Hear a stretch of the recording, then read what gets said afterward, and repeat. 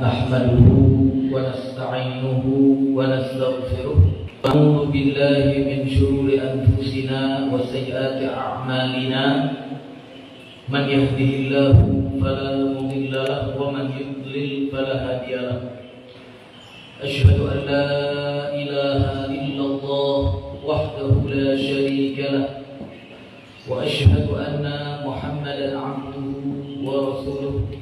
Allahumma shalli wa sallim ala hadzal nabiyil karim wa ala alihi wa ashabihi wa man da'a bi da'watihi wa da'a sunnatahu ila yaumiddin, amma ba'du. Bapak Ibu yang insyaallah selalu dirahmati dan diberkahi oleh Allah Ta'ala, kita bersyukur kepada Allah di salah satu hari di bulan haram ini kita masih diberikan kesempatan oleh Allah untuk terus mengumpulkan bekal kita beramal soleh. Mudah-mudahan dengan amal soleh ini menjadikan kita semua mendapatkan ridho Allah Ta'ala, sehingga dengan ridhonya kita nanti di kehidupan kedua, di hari akhirat kelak, kita semua menjadi orang yang bahagia. Ya, karena memang jemaah sekalian, semua kita yang akan mengakhiri ya, kehidupan kita yang pertama ini. Ya, ada batasnya, ada ajalnya. Ketika batasnya atau ajalnya sudah tiba, maka kita akan dimatikan. Ya. Dan setelah itu kita akan dihidupkan kembali. Ya, kalau kata Allah ya di dalam surat apa itu? Maka diminta surat ya. Dalam surat Al-Anbiya ayat 104 kalau tidak salah ya. Jadi di situ kata Allah, seperti dihidupkan atau diciptakan pada kehidupan pertama, maka nanti setelah kita mati akan dihidupkan kembali pada fase kehidupan kita yang kedua, seperti kita hidup di fase yang pertama. Dilahirkan dalam keadaan ya, ketika kita lahir dulu dalam keadaan tidak berpakaian, tidak pakai sendal, habis itu tidak pakai isitan. Ya, begitulah ketika kita lahir dulu. Maka setelah batas akhir ajal sampai, kita dimatikan dan kemudian kita dihidupkan kembali. Seperti apa? Seperti pada penciptaan pertama, dalam keadaan tidak pakai baju, artinya tidak berpakaian, tidak pakai sendal dan tidak dihitan. Ya, cuma bedanya satu, Pak. Kalau ketika kehidupan kita pertama kemarin, pas lahir dalam keadaan bayi, ya, nanti ketika kita dihidupkan kembali di kehidupan kedua, kita dihidupkan bukan dalam keadaan menjadi seorang bayi, tapi apa?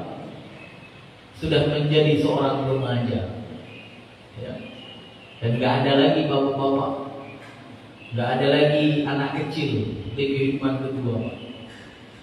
Ya, makanya Rasulullah pernah mengatakan kepada seorang nenek-nenek, ya, gak ada nenek-nenek di dalam surga. Sampai nenek itu pun sedih.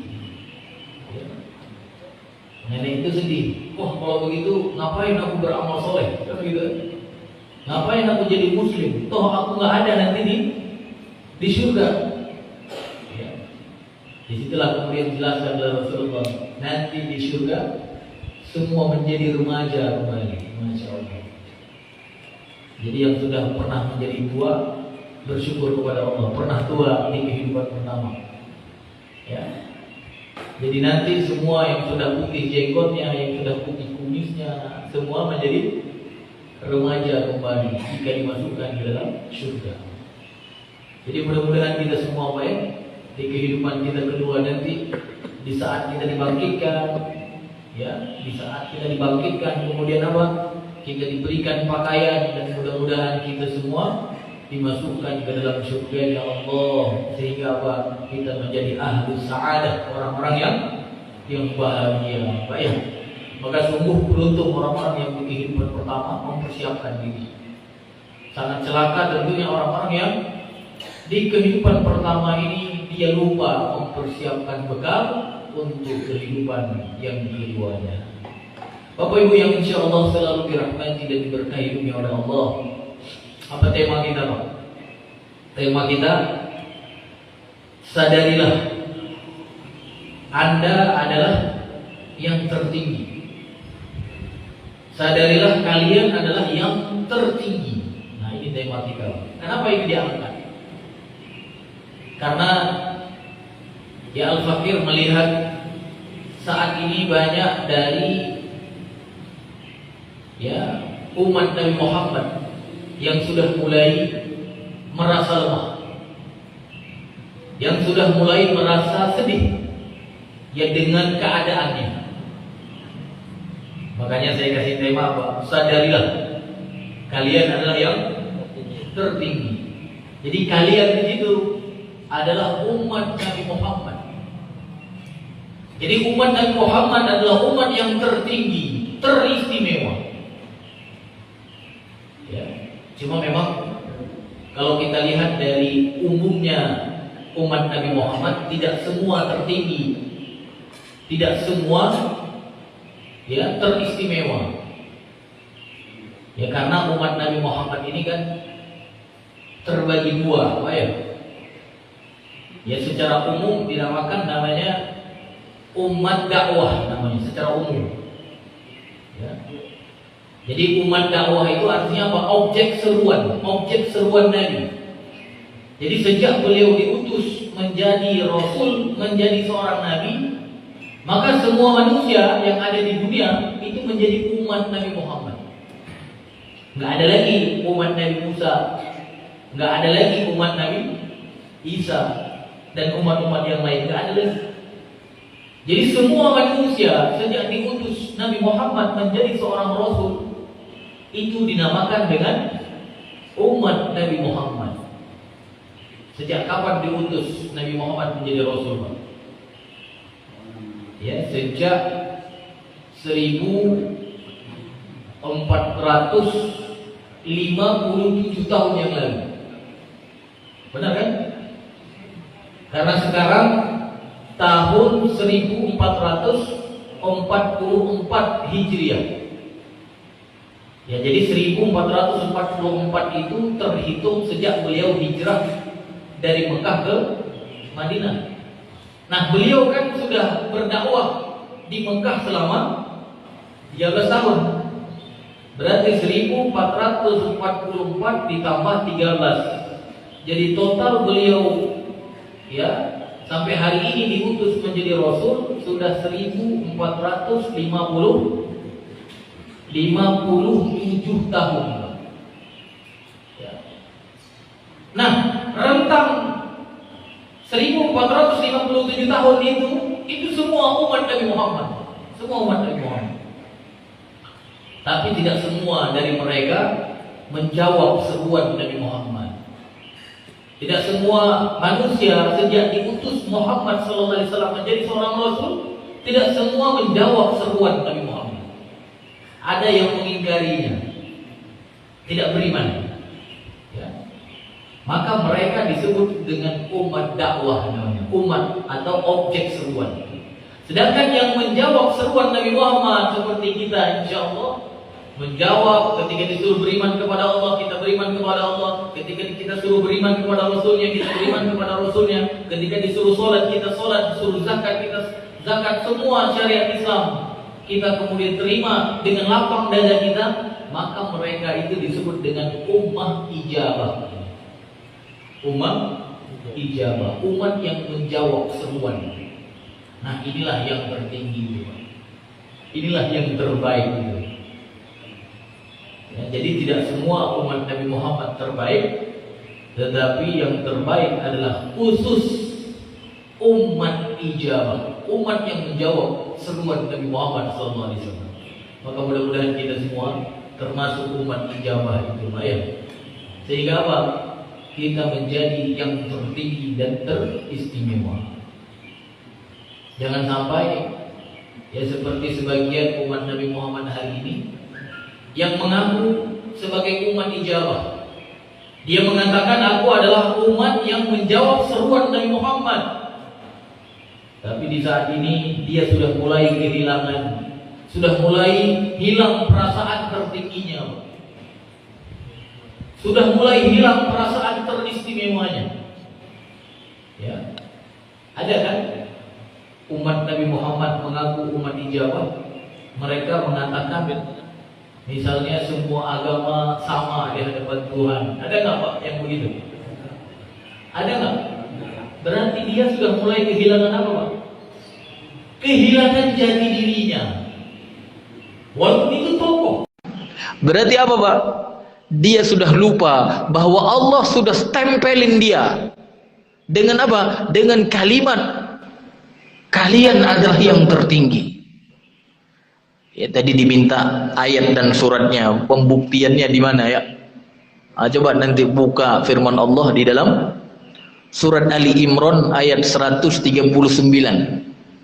Di situ Allah stempel, di situ Allah cap bahwa umat Nabi Muhammad yang menjawab seruan Allah dan Rasulnya adalah yang tertinggi, kata Allah. Masya Allah. Coba lihat Pak, ya surat apa tadi Pak? Surat Ali Imran ayat 139. Wala tahinu, kata Allah. Jangan kalian merasa lemah. Gitu. Kalau hari ini banyak enggak umat Islam yang sudah merasa lemah, Pak? Sudah mulai kehilangan jati dirinya, Pak ya. Jadi enggak mau lagi berjuang. Agamanya dilecehkan, biasa aja. Nggak mau lagi menjadi pengendali, dikendalikan, cuek saja. Coba bayangkan Pak, kalau muslim di Indonesia yang jumlah kita hari ini Masya Allah, kita bersyukur kepada Allah, jumlah kita mayoritas Pak ya. Kalau semua kita merasa bahwa tertinggi dan nggak mau kita dikendalikan, apa yang terjadi Pak? Maka muslim akan mengendalikan. Tapi ternyata sejarah membuktikan kita memang senantiasa dikendalikan, bayang. Dari zaman Belanda, zaman Jepang, ya. Sekarang zaman apa, Pak? Kalau dulu zaman Belanda, Pak ya. Zaman Jepang. Kalau sekarang zaman apa, Pak? Zaman Jokowi, gitu ya. Masya Allah, gitu ya. Kita senantiasa dikendalikan, Pak. Tapi bukan dikendalikan dengan ketentuan Allah. Ini masalahnya. Kita tidak dikendalikan dengan ketentuan Allah. Ya. Dan kita kemudian rela saja.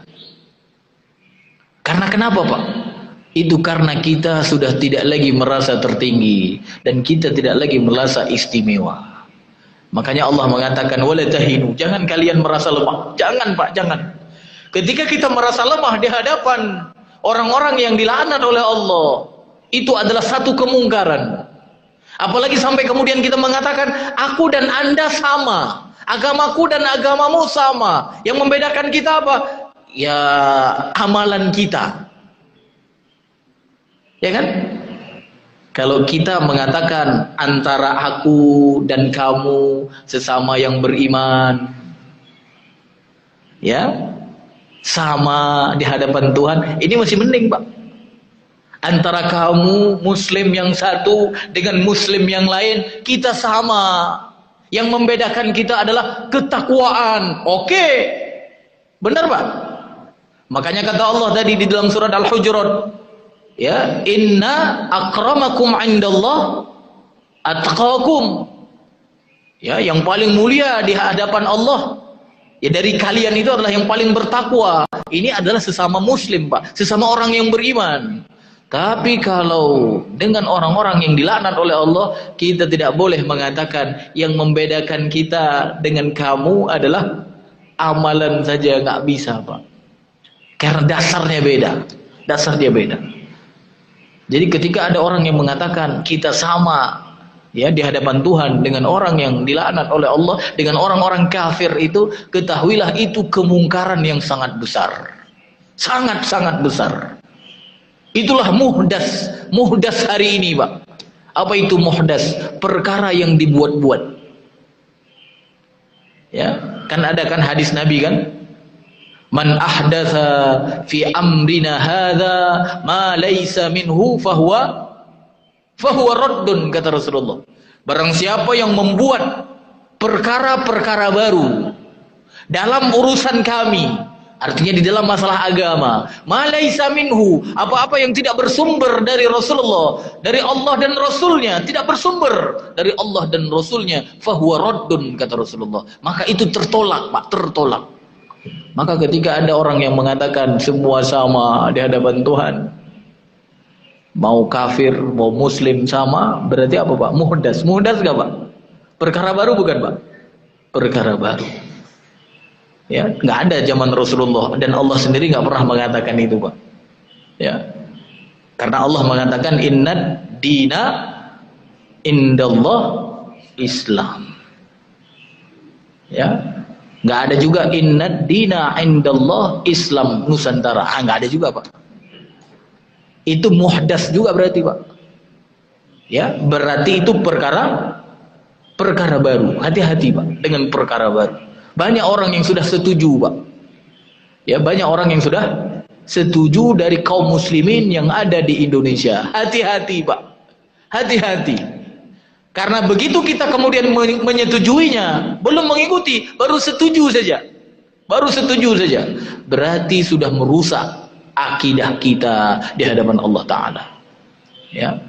Makanya saya penting mengingatkan ini, Pak. Ya, bahwa kita ini adalah yang tertinggi dan teristimewa. Wala tahinu, jangan merasa lemah. Wala tahzanu, jangan merasa sedih. Jangan merasa sedih, Pak. Ya, walaupun hari ini yang menguasai mereka, pokoknya jangan sedih, berjuang terus. Karena kalau sedih itu awal dari apa, Pak? Awal dari keputusasaan. Ya, jadi nggak boleh sedih kaum muslimin, Pak. Berjuang terus. Adapun hasilnya kita kemudian tetap dikendalikan, kita kembalikan kepada Allah.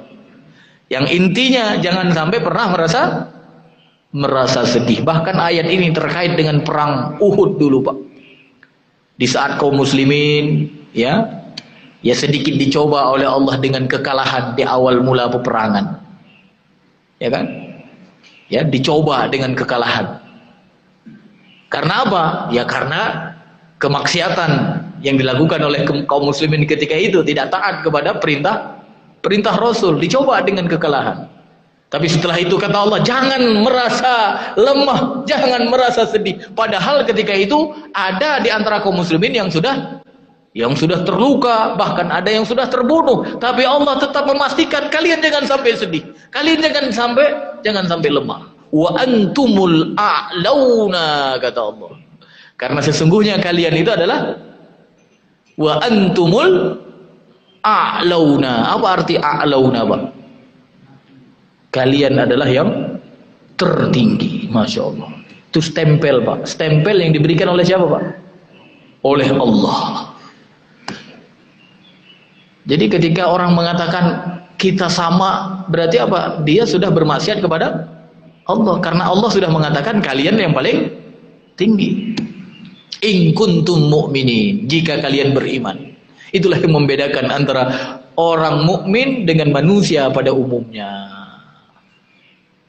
Tapi karena hari ini banyak yang sudah merasa lemah, kehilangan jati diri, Pak. Dia tidak lagi memperjuangkan keistimewaannya. Tidak lagi memperjuangkan apa? Ketinggiannya. Makanya penting, Pak, merasa istimewa dan tertinggi. Sehingga kita menjadi orang-orang yang memperjuangkan Islam di Indonesia. Kita tidak mau Islam menjadi hal yang bisa diolok-olok oleh mereka, musuh-musuh Allah. menjadi agama yang sesuai dengan kehendak mereka. Kita tidak mau itu. Ya. Bahkan Pak, kalau kita buka tafsir sedikit, ya, kalimat al-a'lau itu kan sifat yang diberikan oleh Allah kepada kita, umat Nabi Muhammad, umat yang ijabah kan. Itu sifat dengan menggunakan kalimat a'lau itu luar biasa Pak.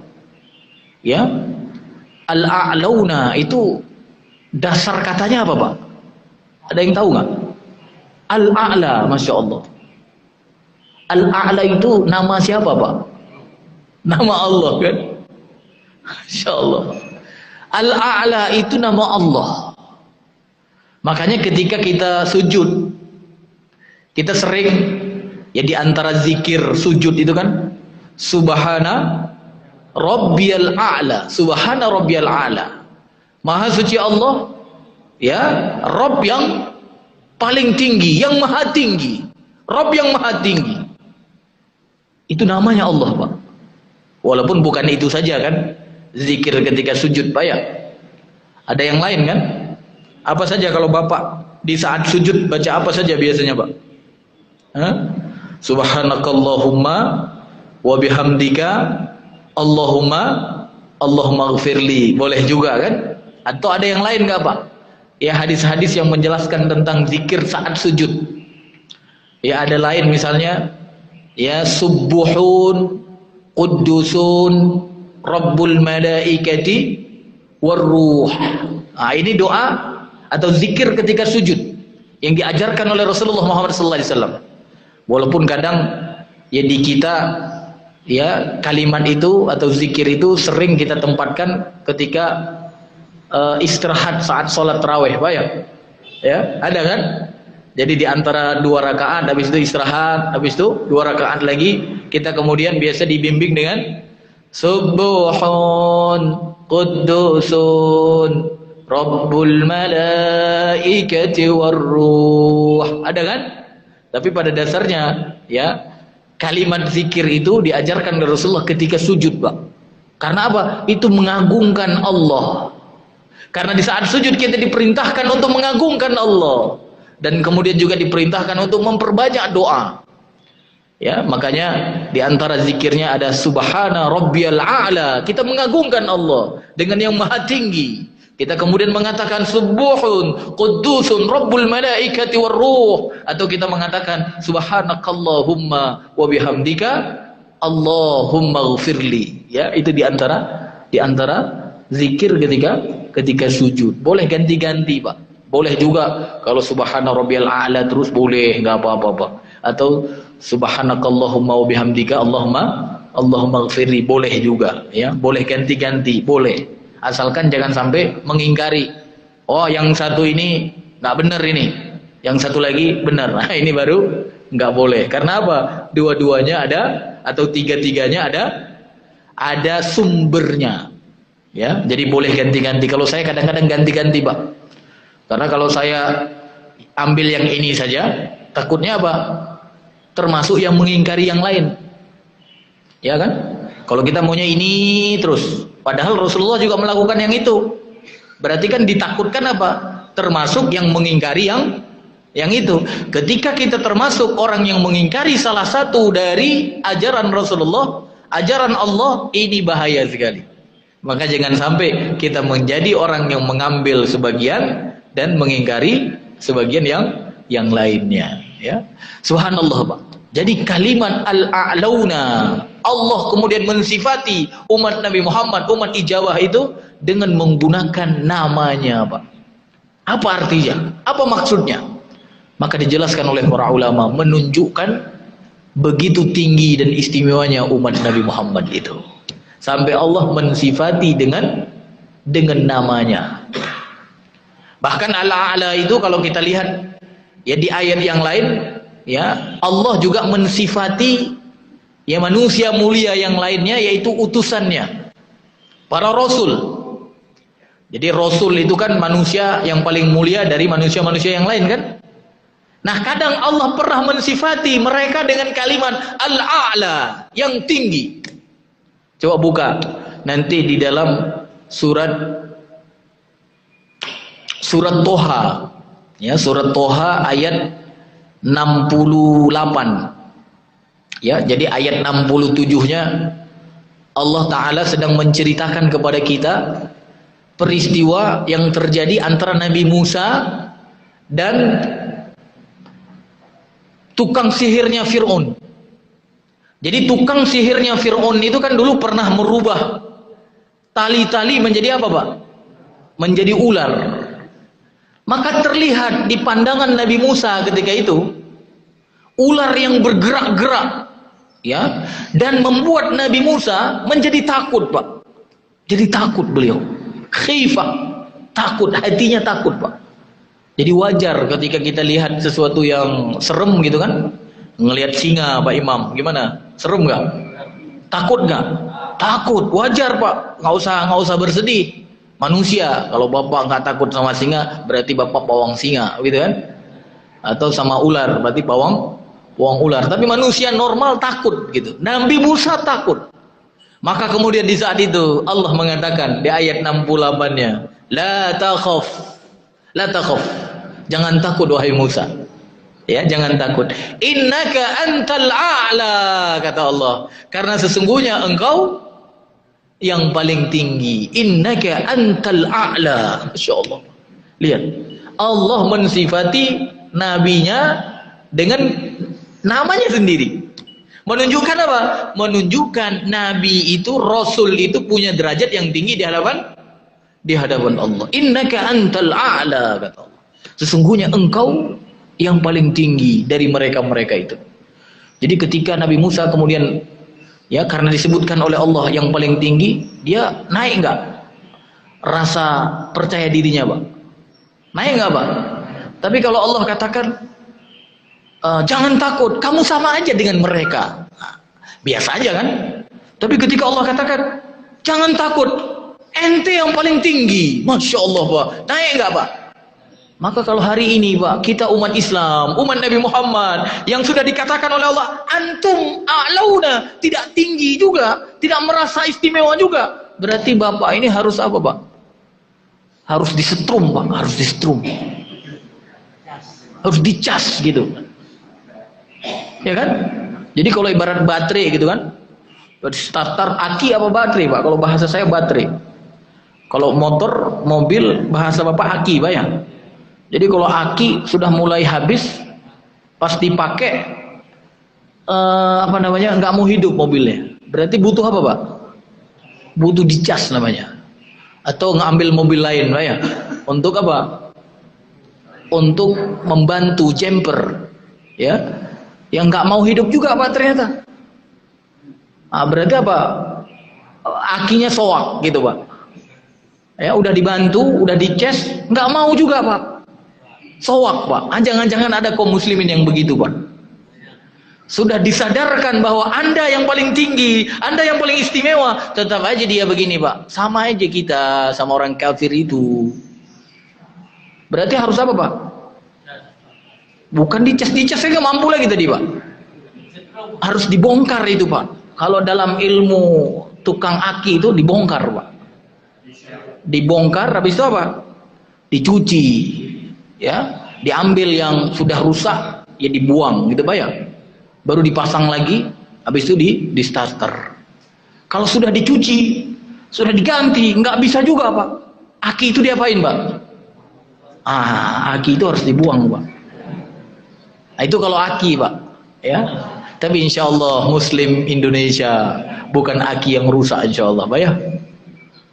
Dengan begini, ya, disetrum, kemudian apa? Sadar kembali dan jadi pejuang semua, Pak. Jadi pejuang apa? Untuk memperjuangkan Islam, agama Allah yang paling tinggi ini. Dan kita sebagai umat Nabi Muhammad yang sudah dikatakan oleh Allah, kalian adalah yang paling tinggi. Ya, bahkan kalau kita lihat di ayat yang lain, Pak, ya, juga disebutkan oleh Allah, ya, seperti ayat yang sering kita dengar, ya, surat Ali Imran itu, Pak, ya. Ayat 110, di saat Allah mengatakan kepada kalian, kuntum khaira ummah, kata Allah, ada kan? Kuntum khaira ummah, ayat 110 di dalam surat Al-Baqarah, dalam surat Ali Imran. Kuntum khaira ummah ukhrijat linnas. Kalian adalah yang terbaik, khairu ummah. Masya Allah, Pak. Saya nggak habis pikir ini sama orang yang mengatakan apa? Kita ini sama. Mau kalian kafir, mau kalian mendustai Allah dan Rasulnya, kita sama. Semua agama sama di hadapan Tuhan. Saya nggak habis pikir ini otak mereka, Pak. Saya nggak habis pikir, Pak. Ya, saya nggak habis pikir. Dan itu tokoh masyarakat. Bagaimana mungkin? Apakah dia tidak baca Quran, Pak? Hah? Baca nggak, Pak? Terus kenapa mereka berani mengatakan seperti itu? Apa penyebabnya kira-kira, Pak? Hah? Saya nggak habis pikir. Mudah-mudahan kita nggak terpengaruh, Pak. Karena ada manusia yang seperti itu, bukan tidak mungkin kita juga akan terpengaruh. Bukan tidak mungkin, Pak. Kalau kita tidak diingatkan. Karena ada masyarakat seperti itu. Bahkan tokoh masyarakat. Mereka bisa jadi seperti itu. Bukan tidak mungkin kita pun akan seperti itu kalau kita tidak dilindungi oleh Allah. Maka Bapak Ibu dirahmati Allah, coba lihat. Kuntum khairu ummah, kata Allah. Kalian adalah yang terbaik. Ukhrijat linnas. Dikeluarkan, dilahirkan untuk manusia. Agar apa? Ta'muruna bil ma'ruf, agar kalian mengajak kepada yang ma'ruf. Wa tanhauna 'anil munkar, agar kalian mencegah dari yang mungkar. Wa tu'minuna billah, agar kalian senantiasa beriman kepada Allah. Masya Allah, Pak. Tapi kalau kita menganggap sama saja, nggak ada lagi keinginan amar ma'ruf, nggak ada lagi, Pak. Ketika kita melihat mengatakan diri kita sama dengan orang-orang yang ingkar kepada Allah itu, tidak ada lagi keinginan kita untuk merubah kemungkaran, nggak ada lagi, Pak. Makanya hari ini kaum muslimin nggak ada lagi keinginan untuk menyeru orang-orang kafir itu, nggak ada kan, Pak ya? Nggak ada lagi. Kenapa? Karena mereka menganggap kita sama saja. Coba lihat para sahabat, Pak. Lihat para sahabat. Mereka keluar rumahnya di bawah pohon kurma, di bawah dinding-dinding rumahnya. Mereka kemudian apa? Mendakwahkan manusia-manusia ketika itu. Mengajak. Karena kenapa? Karena mereka sadar bahwa inilah yang paling benar. Inilah yang menjadi jalan keselamatan manusia. Tapi hari ini kan tidak lagi, Pak. Tidak ada lagi ajakan kita kepada yang ma'ruf, kepada yang diridhoi oleh Allah, dan kita tidak lagi apa? Mencegah mereka dari yang mungkar. Maka orang-orang yang mengaku semua agama sama, biasanya kalau ngelihat LGBT itu biasa saja, ya kan? Itu kreativitas katanya. Dia nggak melihat itu sebagai sebuah kemungkaran. Tapi kalau Bapak masih melihat itu sebagai sebuah kemungkaran, berarti insya Allah Bapak-bapak atau kita semua khairu ummah insya Allah. Bahkan, Pak, ya, diperkuat lagi oleh sabda Nabi, Pak. Ya. Jadi Rasulullah mengatakan antum, ya, di dalam sebuah riwayat, tufuna sab'ina ummah, kata Rasulullah. Kalian adalah yang menyempurnakan 70 umat. Ya, ada di riwayat yang lain disebutkan antum tutimmuna sab'ina ummah. Yang menyempurnakan, yang melengkapi. Jadi umat-umat sebelumnya kan banyak, Pak ya. Nah, disebutkan di situ ada 70. Nah, kamu yang menyempurnakan, yang menutup 70 itu. Dan kemudian kata Rasulullah, antum khairuha. Masya Allah, Pak. Jadi Rasulullah mengatakan kalianlah yang terbaik di antara mereka semua. Khairuha wa antum akramuha 'ala Allah. Dan kalian adalah yang paling mulia di sisi Allah. Masya Allah. Ya, diperkuat oleh Rasulullah. Kalian adalah yang paling terbaik dan kalian adalah yang paling mulia. Maka nanti di hari akhirat, Pak, saking mulianya umat Nabi Muhammad, umat yang lain nggak masuk surga sebelum umat Nabi Muhammad habis masuk surga, Pak. Makanya nanti di hari akhirat semua manusia pingin jadi umat Nabi Muhammad. Masya Allah, Pak. Alhamdulillah, Pak ya. Kita bersyukur hari ini masih menjadi umat Nabi Muhammad yang ijabah, yang menjawab seruan Nabi Muhammad. Manusia nanti di hari akhirat, Pak, berebut ingin menjadi umat Nabi Muhammad. Ya, tapi takdir Allah menentukan lain. Mereka sebagai umat yang lain. Ya, maka bersyukur kita kepada Allah, Pak. Allah telah memilih kita, Pak, memilih kita. Dan kita harus menyadari itu. bahwa kita adalah umat yang paling istimewa itu. Jangan sampai menyia-nyiakan, Pak, keistimewaan yang diberikan oleh Allah, ketinggian yang telah diberikan oleh Allah. Jangan sampai kita sia-siakan, jangan sampai kita melalaikannya. Ya, jangan sampai gara-gara kesenangan dunia yang sedikit saja kita kemudian mencopot status kita yang sudah distempel oleh Allah. Ya, bahkan kalau kita lihat di ayat yang lain, banyak ayatnya ya. Ya, di dalam surat Al-Baqarah ayat 143, di situ juga ya ayat yang menjelaskan tentang keistimewaan umat Nabi Muhammad, di mana Allah di situ mengatakan antum umat wasato wa kadzalika ja'alnakum ummatan wasato, dan demikianlah kami telah jadikan kalian umat yang adil. Ya kan? Kita sudah pernah membahas ayat ini, Pak, ya, surat Al-Baqarah ayat 143 kita sudah pernah membahas kan? Ya, kan ada kalimat wasato yang artinya menurut sebagian ulama bahasa diartikan pertengahan dulu, Pak, ya. Tapi kalau kita sudah sepakat kan makna ummatan wasato apa kemarin, Pak? Ya, kita dijadikan oleh Allah sebagai umat yang apa? Umat yang pertengahan atau umat yang adil, Pak? Masih ingat nggak, Pak? Hah? Atau belum saya bahas ayat itu di sini? Udah kayaknya. Hah? Udah ya. Jadi kesimpulannya kita umat pertengahan atau umat yang adil, Pak? Hah? Adil pertengahan. Yang benar yang mana? Atau yang ini yang ikut, yang ini nggak ikut? Umat apa, Pak? Kemarin lupa, Pak, ya? Hah? Pertengahan. Nah, ini kalau Bapak lihat terjemahan Bapak, pertengahan. Karena memang sekarang kita diarahkan untuk menjadi umat pertengahan, Pak. Tapi kalau kita lihat tafsir para ulama, kita bukan umat pertengahan. Ya, tafsir Ibnu Katsir ada di sini. Membahas tafsir Ibnu Katsir nggak? Hah? Nggak ada. Nanti Bapak bisa baca ya, tafsir Ibnu Katsir, tafsir-tafsir yang lain. Tapi tafsir Ibnu Katsir bagus ya. Penjelasannya di situ langsung dijelaskan bahwa umat wasato maksudnya umat yang adil, umat yang pilihan, Masya Allah. Ya, walaupun memang kalau diartikan secara bahasa wasato itu bisa diartikan pertengahan. Tapi kan mengartikan atau memaknai makna Al-Quran tidak selalu dengan makna bahasa kan? Ini kan sering kita sampaikan kan? Kita harus memaknai ya Al-Quran itu atau ada kalimat-kalimat di dalam Al-Quran dengan makna istilah. Artinya apa? Makna yang sudah dibatasi sesuai dengan syariat. Ya, enggak makna liar gitu. Jadi kan kadang-kadang satu kata itu maknanya bisa banyak kan? Kalau makna kalimat ini dilihat dari kacamata kedokteran, artinya bisa ini. Kalau dilihat dari kacamata orang fisika, bisa begini. Dilihat dari kacamata orang matematika, bisa begini. Tapi kalimat ini kalau dilihat dari kacamata syariat, itu apa? Gitu. Jadi jangan disamakan makna bahasa menurut kacamata orang fisika dengan kacamata orang matematika, tapi lihatlah kalau kita ingin memahami agama, lihatlah menurut kacamata syariat. Jadi kata itu apa artinya? Itulah nanti keluar makna istilahan atau makna istilah syar'i. Ya, maka kita temukan umat wasato itu artinya umat yang adil namanya, Pak. Umat yang pilihan. Untuk apa umat yang adil itu? Untuk apa dia? Litakunu syuhada 'alan nas. Masya Allah, Pak. Untuk menjadi saksi atas manusia. Nah, ini umat Nabi Muhammad, Pak. Jadi Allah telah menjadikan kalian sebagai umat yang adil. Untuk apa? Untuk menjadi saksi atas manusia. Masya Allah. Dahsyat gak umat Nabi Muhammad?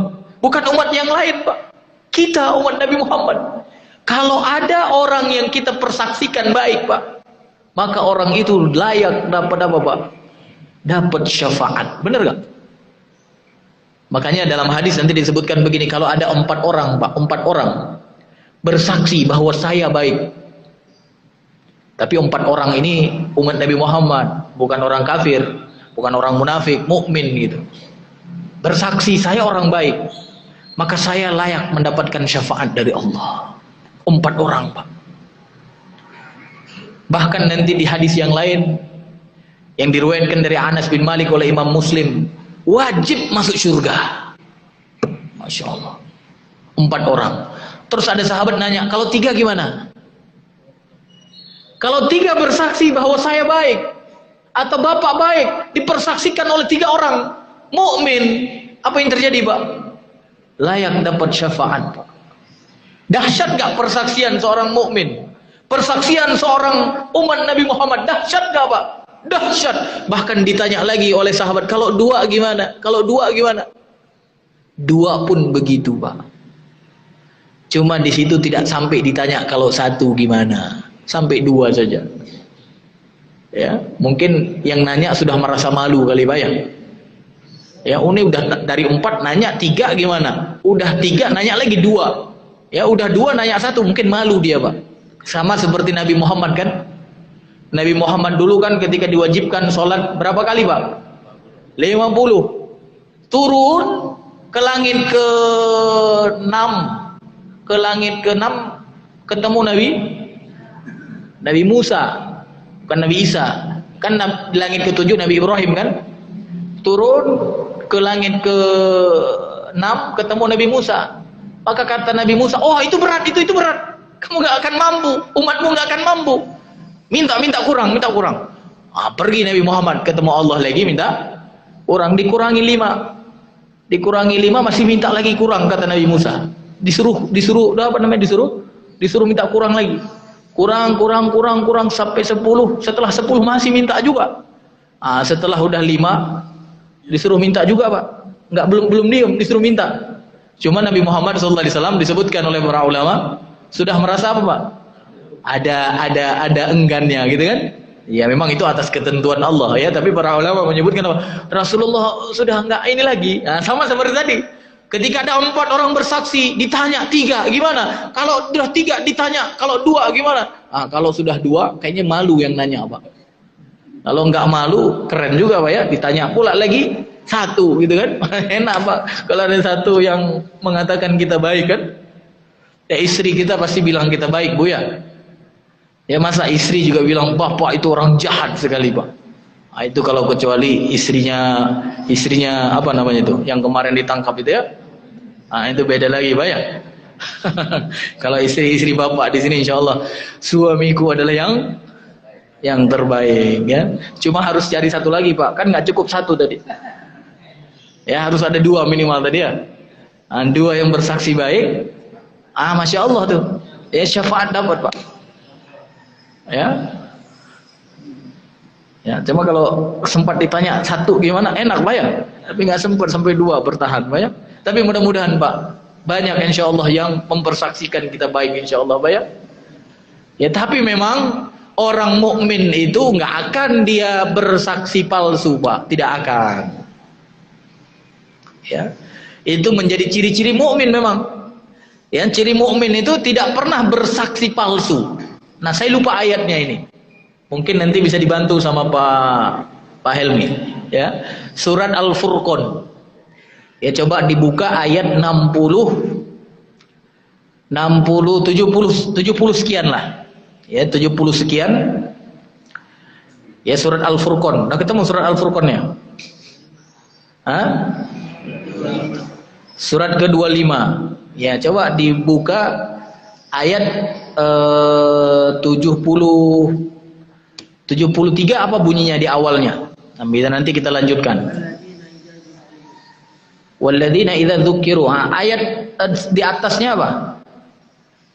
70. Nah, itu berarti ayat berapa itu? 72. Ya, disebutkan di situ oleh Allah Taala, walladzina la yashhaduna az-zur. Nah, itu ciri mukmin tuh, Pak. Yang tidak pernah bersaksi palsu. Wah. Jadi mukmin itu cirinya, Pak. Jadi kalau Bapak pernah mengatakan orang buruk, bandar narkoba, Bapak bilang baik, berarti belum jadi mukmin. Ya, kan kadang-kadang kita ditanya kan sama imam sholat jenazah, apakah jenazah ini khair? Maka semua bilang khair. Ternyata bandar narkoba, gimana dong, Pak? Hati-hati, Pak. Orang mukmin tidak akan bersaksi palsu. Cuma kadang kita menganggap kalimat itu, kalimat persaksian itu seperti kalimat-kalimat yang tidak bermakna. Ya, kayak biasa aja gitu. Enggak, Pak, enggak. Itu kalimat itu dahsyat, Pak. Dahsyat. Kalau kita mengatakan baik dan memang baik, itu dapat syafaat, Pak. Masya Allah. Makanya para sahabat, kalau baik pasti dibilang baik, dan buruk dibilang buruk. Itu kalau sahabat. Kalau kita semua baik, berarti menunjukkan apa? Ya belum menjadi mukmin sejati kita. Ya, makanya saya sering, ya ini nggak tahu kalau di sini ya, saya sering memberi nasihat ya kalau bisa, ya nggak usah aja ditanyakan gitu. Ya, nah, ini bicara fikih, Pak ya. Ada yang mengatakan ya ditanyakan saja. Ya, tapi kalau menurut saya lebih baik nggak usah ditanyakan. Yang pertama, kenapa? Rasulullah tidak pernah nanya. Yang kedua, sahabat tidak pernah nanya ketika ada jenazah mau disolatin. Yang ketiga, bisa menjadi satu wasilah untuk terwujudnya persaksian palsu. Paham nggak, Pak? Jadi orang yang nanya itu sebagai fasilitator namanya. Karena dia nanya, otomatis orang kan jawab. Ya kan? Ya. Coba dia nggak nanya, orang jawab nggak? Nggak. Berarti apa? Begitu terjawab, terjadi persaksian palsu. Kalau misalkan memang dia jahat gitu. Sedangkan para sahabat memang ketika memuji, ya memang ya tanpa diminta. Misalnya kita nih ada jamaah meninggal, kita bicarakan, Masya Allah Bapak itu luar biasa. Kita mengetahui dia pejuang, walaupun dulu memang dia orang yang memusuhi agama, nggak masalah, Pak. Masa lalu itu nggak penting, karena dalam Islam itu, dalam syariat Allah yang menentukan itu kan khawatim. Innamal a'mal bil khawatim, kata Rasulullah. Sesungguhnya amal itu tergantung akhir-akhir. Ya, nggak perlu tahu dia dulu penjahat gitu. Tapi Masya Allah di akhir hidupnya orang-orang bersaksi, dia menjadi pejuang, dia menjadi orang yang rajin beribadah, dia menjadi orang yang baik. Ya, kan sama kayak para sahabat kan begitu, Pak ya. Kenal Pak sama Khalid bin Walid? Kenal Pak? Masya Allah. Siapa Khalid bin Walid itu, Pak? Ya. Kita mengenal dia sekarang dengan Saifullah kan? Pedangnya Allah kan? Tapi sebelum dia menjadi muslim, apa yang terjadi, Pak?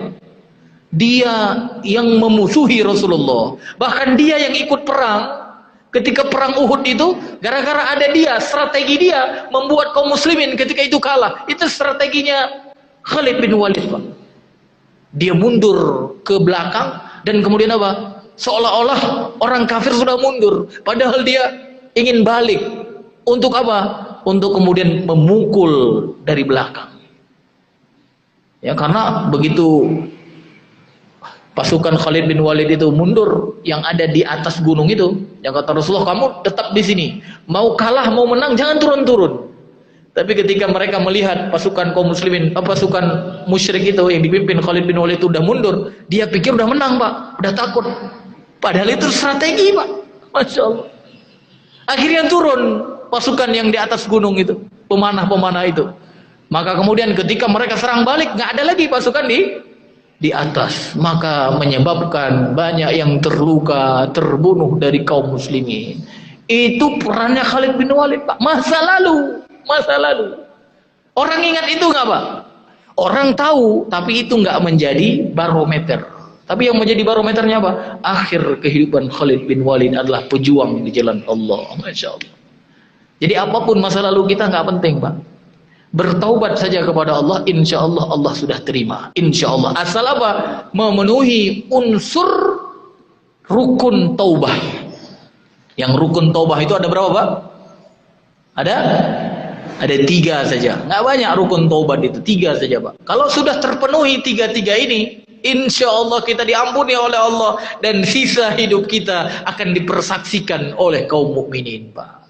Ketika kaum mukminin mempersaksikan kita baik, maka nanti kita akan mendapatkan syafaat di hari akhirat. Bahkan disebutkan di dalam hadis yang dari Anas bin Malik tadi, ya, yang diriwayatkan oleh Imam Muslim, wajib dimasukkan ke dalam surga. Masya Allah. Man asnaitum alaihi khairan, kata Rasulullah, barang siapa yang kalian telah puji dengan kebaikan, wajabat lahul jannah, wajib baginya surga. Wa man asnaitum alaihi syarran, barang siapa yang kalian telah celak dengan keburukan, wajabat lahun nar, wajib baginya neraka. Antum syuhada Allah fil ar, antum syuhada Allah fil ar, antum syuhada Allah fil ar. Jadi itu kata Rasulullah sallallahu alaihi wasallam. Jadi mudah-mudahan Pak ya, di sisa umur kita semua menjadi orang baik insyaallah Pak ya. Dan kaum mukminin yang ada di sini saling mempersaksikan Pak, saling mempersaksikan. Saling mempersaksikan, maka insyaallah ya nanti kita akan dimasukkan oleh Allah ke dalam surga. Ya. Tapi Bapak Ibu yang dirahmati Allah, sadarilah bahwa kita adalah yang tertinggi dan terbaik. Saya kembalikan ke antum dulu. Kalau ada pertanyaan nanti saya jawab. Kalau tidak, insyaallah kita sholat isyraq insyaallah. Ya. Baik, alhamdulillah.